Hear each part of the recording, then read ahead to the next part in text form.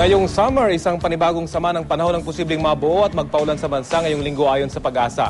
Base sa wind map ng Weather Central, may posibilidad na mabuo ang sirkulasyon ng low pressure area at pumasok sa Philippine Area of Responsibility sa Miyerkules. Pero mababa pa ang tsansa nito na maging isang bagyo.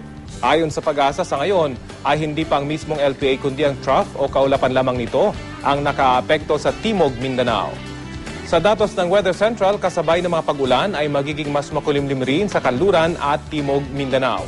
Mas maaliwalas naman ang panahon sa malaking bahagi ng Visayas, liban na lang sa ilang pag-ulan sa Silangan at Timog na bahagi nito.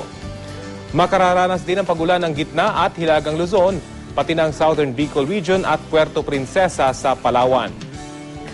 Sa Metro Manila, nananatiling mababa ang tsansa ng pag-ulan mula hapon hanggang gabi. Pero asahan naman na tataas ang posibilidad ng pag-ulan simula sa Miyerkules hanggang sa Sabado. Para sa iba pang detalye, bisitahin ang GMA Weather webpage at Facebook page. Ito ang GMA Weather. I am ready, serbisyong totoo ng GMA News.